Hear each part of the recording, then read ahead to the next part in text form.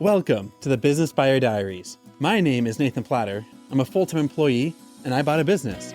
I did everything right, from finding the deal, handling all the due diligence on 63 opportunities, and ultimately bought a profitable gym. And boy, was I in for a big surprise as a new owner. I chronicled everything in real time, including the biggest wins to the stressful nights at 2 a.m. I'm sharing my journey without sugarcoating anything, so you don't make the same mistakes that I did. Here's today's episode. All right, so an update. It's the day after the bummer news from the bank that the collateral is going to be tight. But after reading into a lot of stuff online, from what I'm seeing, I don't know, it's like when I read online, look at WebMD or look at like the world's falling apart. But according to the SBA, for loans that are above 350, and which 500 we are at, well, 400 because of some elements, the bank is asked to collateralize as much as possible. And then they have some options above what they can do if they can't fully collateralize the loan. So I asked the lender, like, how much are we short to get a full collateralization? And it's up to them to figure out how far I want to go. This is the first of two or maybe more deals. And so if they squeeze me for everything, all of the collateral on this first deal, there's going to be nothing for this second deal, in which they also get one more for commission and for quota. So it's in his interest to not try to press for everything on this first one, but to try to taper it out between two deals, because that's where we're going. We're not doing just one, we're going to be doing two. And so looking forward to his response from that. The reason for my high optimism is I got an email from the CEO of the franchisor, and they're sending me they sent me the franchise agreement as well as the addendum or the follow-up document. So basically what that means, corporate has approved me to join their system, which is awesome. That means I'm allowed to buy into the system, which is ecstatic. And now I just need to read over it and sign off on it. I'm going to have my lawyer review it. He's already reviewed the FA from the FDD. Inside the FDD, they outline the current franchise agreement so that you know what to expect. But they actually send you the actual 30-page document directly to you. So the franchise disclosure document is like 200 pages. The franchise agreement is only 30 of those 200 pages. So now to read over that and then have the lawyer read over, making sure that looks good. Since the franchisor is relatively smaller, they have under 100 studios in the US.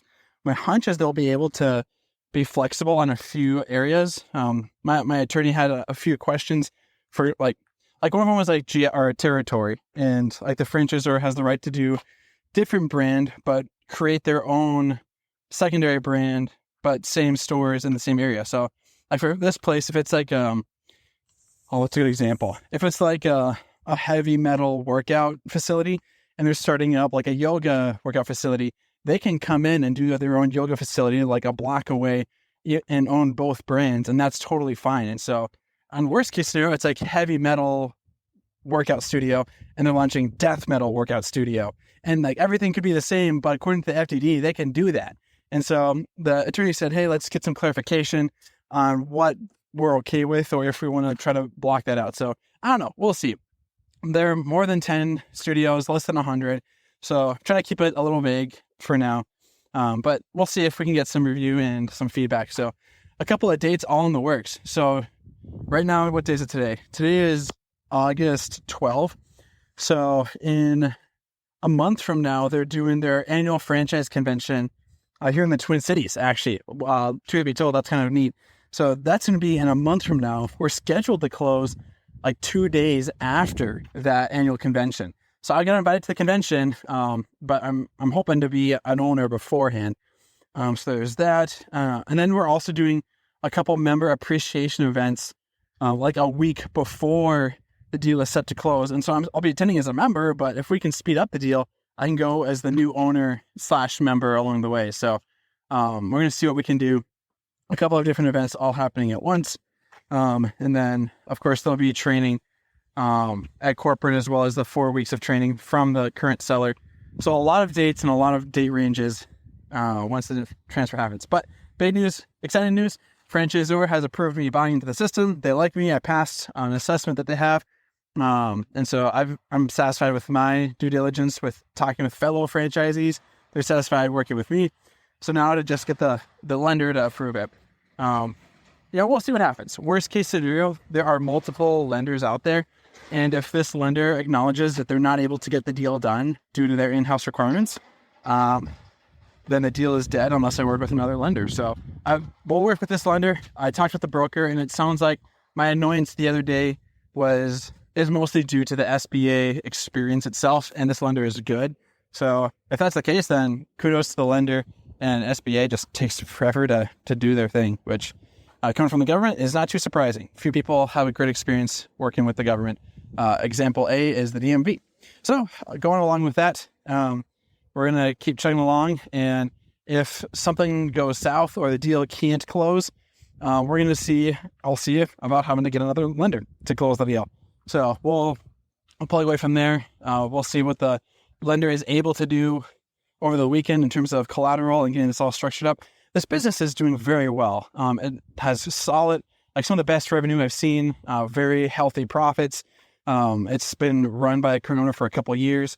I have some experience in the same franchise system. I have the areas where they're struggling right now are my skill set and background, just data, analytics, marketing, strategy, and creating systems to upsell the product. The current owner is very good with hiring, operations, and that client experience. He's kind of like a mini Richard Branson, actually. And so he's very good with that in-person touch experience, making people feel good about what they're getting. It's more of that mastermind chess player kind of thing that makes me a bit different from him, where I think I can really add a lot of value. So I've written out documents, sent papers over to the lender, stating my case. The seller is on board and thrilled with me taking over. It's not just up to the it's up to the lender to acknowledge what's going on, advocate for me, and pitch to the team before they approve or deny the loan. So we'll see what happens. Today's Saturday. I'm thinking I'll hear from them Monday, maybe Sunday, but we'll see what happens. We have the weekly connect with the sellers rather, and the broker, and then I'll just find out from the lender where things are at. So that's the only curveball. Franchisor likes me, seller likes me, members like me. We'll just now see if the lender is able to like me enough to get this deal to the closing table. But one day at a time, and everything's out of my control now. I've done all the pushing and pulling up to this point that I'm able to provide. If there's anything additional, I'll tap whatever has to, and see what it takes to get to the closing table. So at first I was really stressed. You could probably hear yesterday the weight and the sadness, but I've given it my all. I'm putting in the time. I'm doing the reps, and it's up to the lender now to run with it to see what they can do.